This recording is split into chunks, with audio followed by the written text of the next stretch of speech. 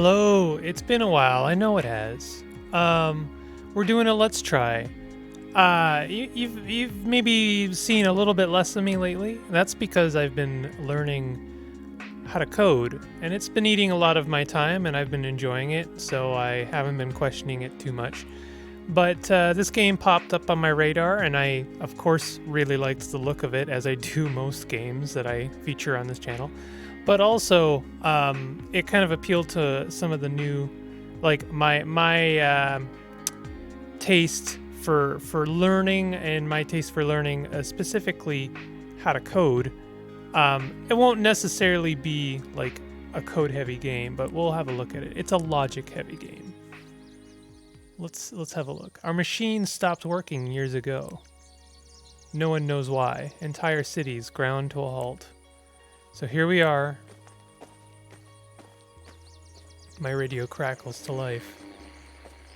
You should be nearly there. Do you see it? Hold on. Yeah, I think I do. I love this aesthetic they're going for. The sort of painterly look is really nice. Wow, it's in quite a state. That's where you come in. That farm's your home now, and it needs some fixing. Guess I should settle down and get started. Yes, you're going to be alone for now. Go forth, rebuild. I have to check that my audio is working. It's been a little bit, and I got paranoid. So speaking of audio, I mean, that's kind of what this game's about. It's a little bit of a logic game and a little bit of an audio game. It's inspired by a lot of sort of analog synthesizers and working with sound. But what's interesting is it seems to be sort of about fixing the world post-apocalypse a little bit.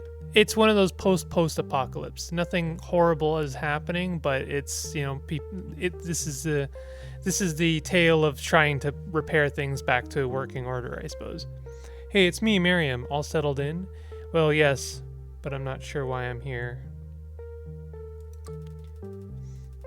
Okay, that's fine. Our scouts found the farm you're at right now some weeks ago, so we sent you out. As you can see, it's in a state of disrepair, and you need to get it back up and running. With it running, we will have 2 farms. We will have more food, more space for our community. How do I do that? All the machines on the farm are going to need to have their internal electronics rewired. That's your job now. We sent you out with your own personal modular rewiring system. With it, you can design circuits that will emulate the behavior of the broken components within the machines. You're going to hack and repair these machines so that we can get this farm up and running again. With it, we can produce more food and support more people. I think I understand. Well, how does rewiring work? It's easier if I show it to you. We have to recalibrate our system anyway. So the sooner we begin, the sooner you'll understand how it works, shall we? All right, let's start. Let's give it a go. If you've ever played a Zachlikes game, or specifically Shenzhen IO, this game seems to have heavy influence from the Zachtronic games. This is your job. Rewire the circuits to repair the machine. Start with the given source signals. Transform them. Send them to the out sockets. The brief describes your objectives for the circuit. You have to send the source 1 signal to both out 1 and out 2 signals. Use modules to transform signals. Connect them with cables. Click and drag on sockets to create cables. White sockets are inputs, black sockets are outputs. Inputs can only be connected to outputs. Try it now. Connect source 1 to the split input. A split takes in one input signal and duplicates it to multiple output signals. Complete the circuit. Connect the split outputs to the out sockets.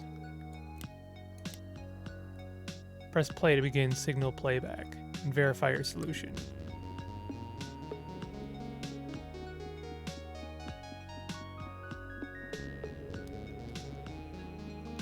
And there you have it. Very simple beginning. All we're doing is splitting a signal into multiple signals. We will have a score. I don't think there's there's likely to be a easier way of doing that.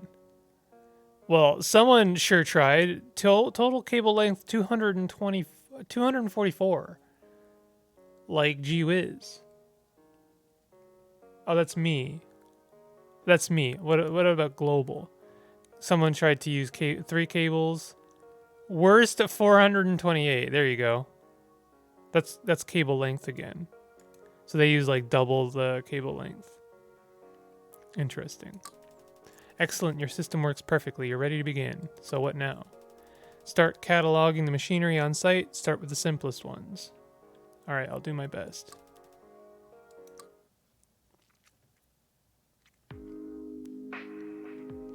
All right, we're looking at the power generator. Just for transparency, this is the demo. I haven't yet purchased this game, so I might run into a wall. It'd be a convenient place to end the video, but you know, we'll see how it goes. So what's the end game here? Why are we repairing this farm? We already have our current one and it's giving us enough food. Well, we will have surplus food and more space for our community, for one. But I think we can do more than that. More? It's too early, I think, to talk about that at this juncture. Not everyone here agrees with me on this plan. Not yet, at least. Okay, you can tell me when you're ready. Right. Guess the first thing to work on would be the on-site power generator. Good plan. That looks like an Ellis Agri-Tech generator. Should be easy enough to rewire. All right. There's a story, and it looks like you can really follow the rabbit hole down on some of the story plot and find out more. It seems like there's a lot you can look into. I do really appreciate the flavor, the story, what's going on. So what are we doing? We're sending source 1 to out 1, but with the signal intensity tripled. All right, how would we do that? A split takes in 1 input and duplicates it to 4 outputs. A sum takes in up to 4 inputs and sums them up to 1 output. So that makes sense. So what we should do is take this split and then connect 1 out to 1 in, 1 out to 1 in, and 1 out to 1 in. And this should triple the output. So let's see that now. There we go.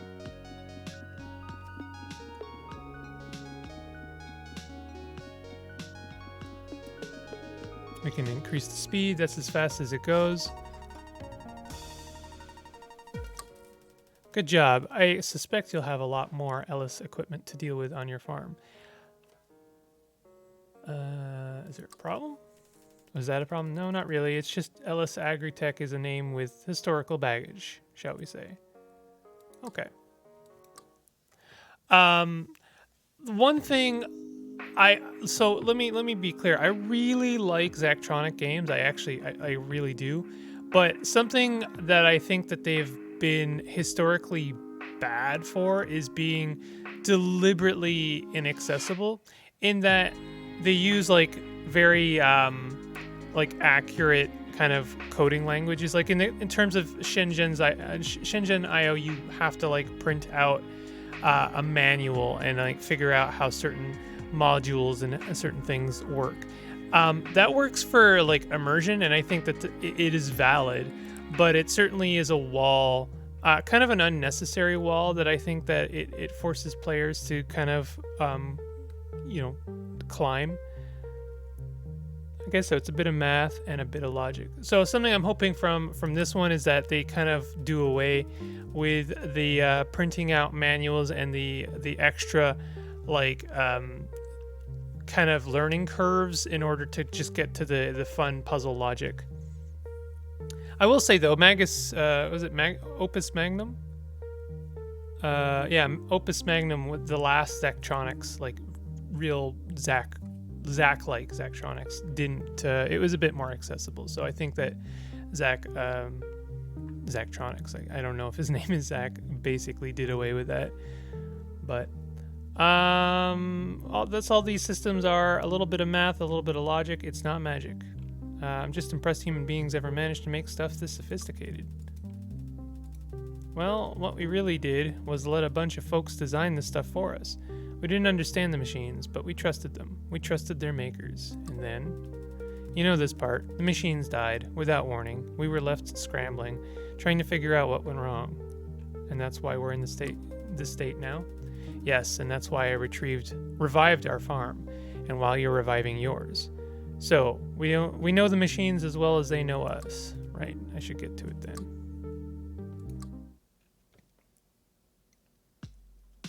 The module catalog shows what modules are available for this circuit.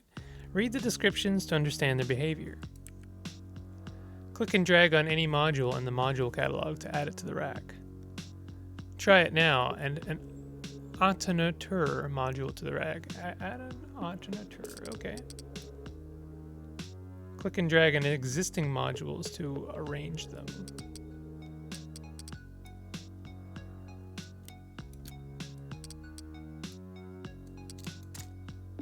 Some modules have adjustable controls that affect their behavior. Adjust the bias amount until it reads 10 volts by rotating the knob. Knobs can also be adjusted with the scroll wheel or by typing into the numerics display. Try adjusting the value to 5 volts with the scroll wheel. Nice controls, I appreciate that. Use these buttons to toggle between the module catalog and the I/O panel. The I/O panel shows the given source signals and the expected out signals you need to match. Hover over them to see their precise values, analyze them, and you might notice patterns. Signals are always limited to a range of negative 100 volts to 100 volts. Try solving the circuit on your own. Okay, so our source right now seems to be increasing. It seems to be increasing by 2 every single step. Our expected output also seems to be increasing by 2 every step. So it would like to have basically the same pattern, but the output amount is not as much, or is more. So, here, well, let's see. Okay. Output 2 is actually looking for a less steep curve. It's looking for 1 increase per step instead of 2. So it wouldn't do just to have so the alternateur, I think I'm pronouncing that correctly. I'm not sure. Will set the value, maybe. That's possibly true. So we could split. You can't really split an odd value is the thing. I think we'll probably need a sum. Just to be clear, this is not what I've been doing when I've been learning coding. This is not at all what I've been learning, but logic, it's a good thing to kind of like learn to practice logic. So what we want to do is, first of all, we want to split. We want to split our source, because that way we could, since it's increasing by 1 every step, then hopefully we can split it so that it increases 1 by every step. Did I say 1 the first time? Listen, I don't know. Okay, so let's split it first of all. Not sure how to test an output. It's a good thing to test your stuff while you're learning it, while you're using it. Record GIF. Oh, that's interesting. Okay, let's see what we have here. Okay. Obviously that's wrong. I was hoping for it to tell us what we were getting. Maybe we can just play.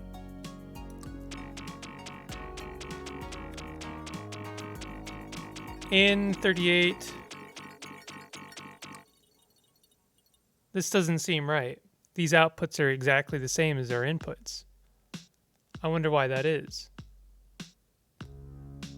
This is the split. Okay, So actually, this I don't think we're going to need a split. That doesn't seem to be the case. Let's go ahead and stop that. And we'll put the split away for the time being. Instead, let's try our... well, this is a bias. This isn't an attenuator. What does a bias do? Takes an input and shifts it by a constant offset value. If there is no input, bias outputs the offset value. Interesting. Takes an input and reduces its intensity, inverts it, or both. Shifts it, reduces it. So this seems... I think we'll need a bias. We'll need a bias and we'll need an attenuator. We are going to need a split. I think that much is true, actually. Let's go back to our I/O panel.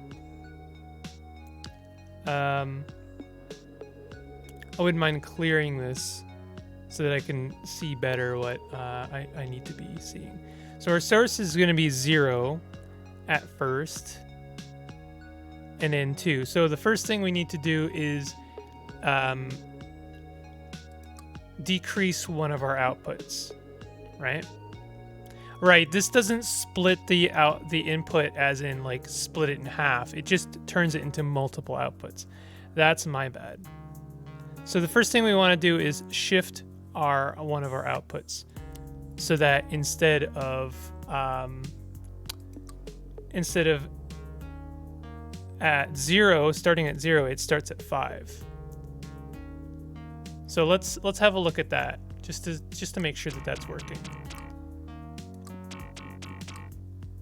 Okay, so our input is 6, our output is 11. If we just check this one, our output or our desired output would be 13.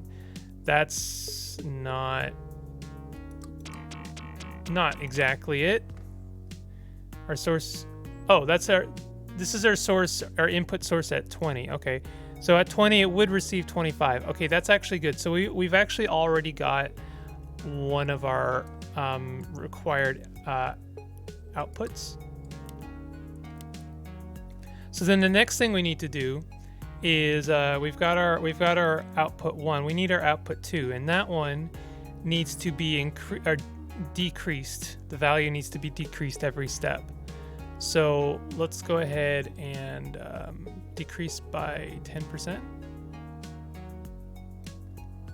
We can see what happens. Let's go ahead and see what happens. I think the attenuator is correct. Takes an input and reduces its intensity, inverts it, or both. Okay, let's have a look.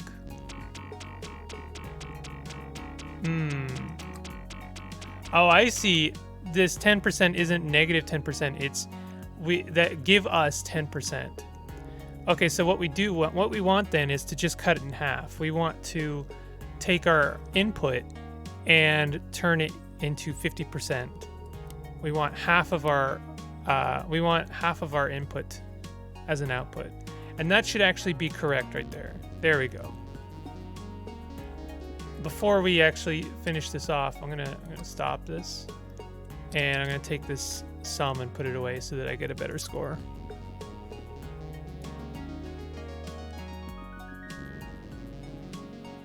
And there you go. Things are very likely going to become complicated. That's just how these things go. They get really complex. I kind of enjoy that, but I also know how it can become work for some people. Excellent. The generator is now, or feel like work, I should say. The generator is now able to efficiently route power to whatever systems are in need of it. Time for the next step. Awesome. I'm looking forward to it.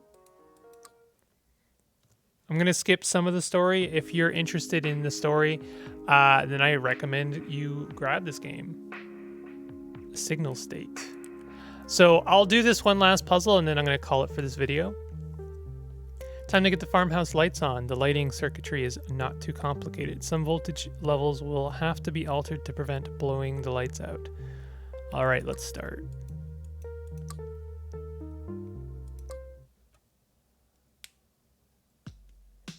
Your system contains some functions meant for your convenience. You can change the speed of signal playback.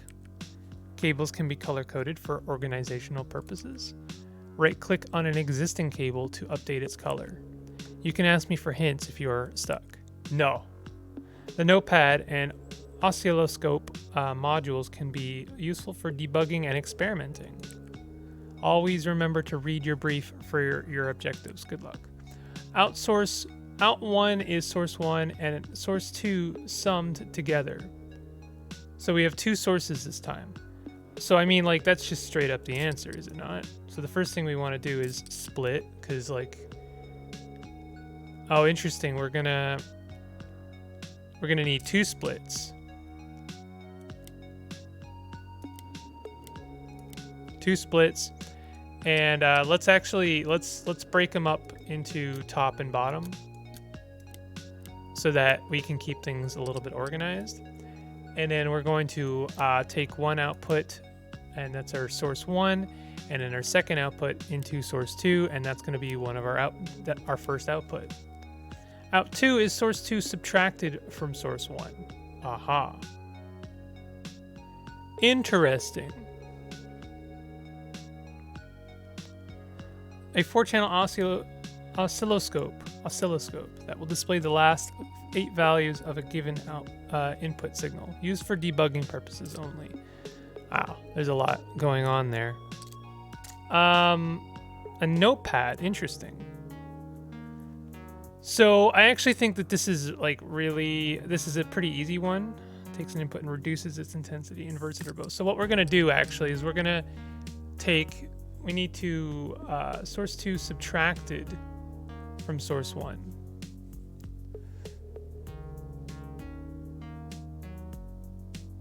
Source 2 subtracted from source 1. The way that's reading to me is kind of confusing, but I think I've got it. So what we want to do is take source 2 and put it in here, and then basically attenuate it. What is it? Reduce it by 100%. So it's going to become a negative version of itself. Its output is going to become negative, right?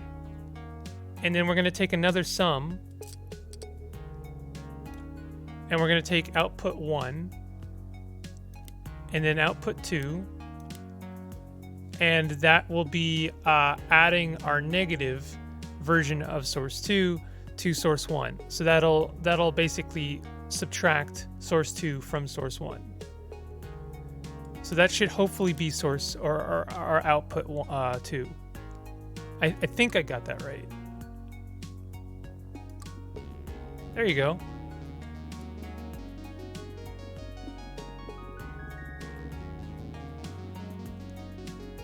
Easy peasy. Excellent. With the lights on, you should be able to get work done even at night. Am I expected to work nights as well? No, of course not. I leave that choice up to you.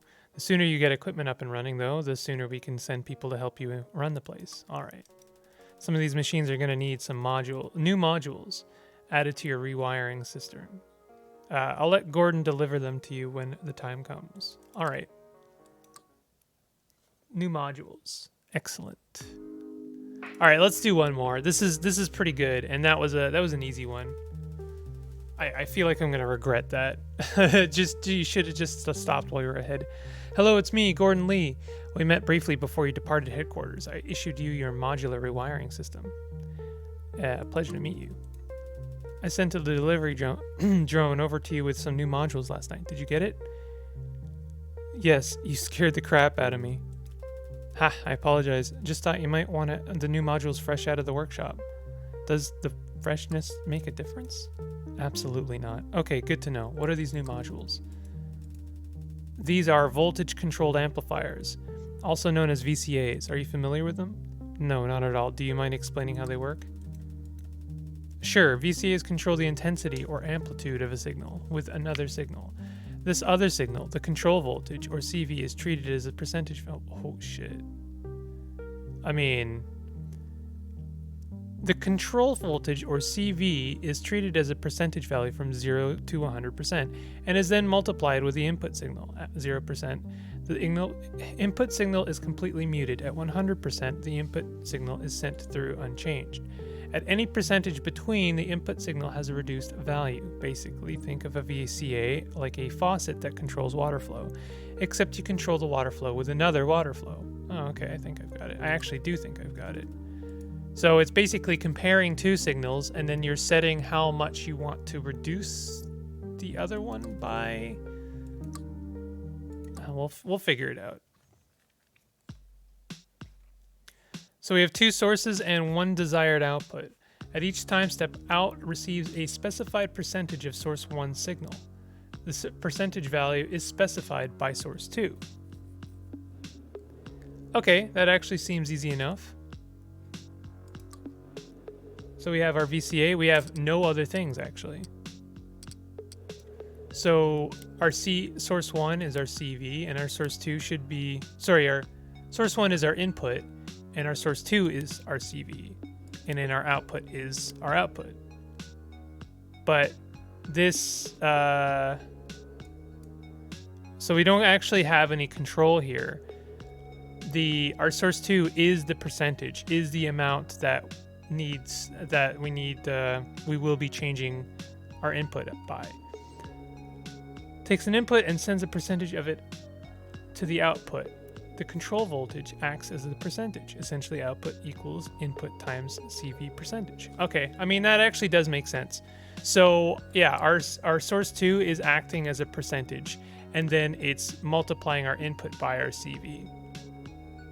Okay, easy enough.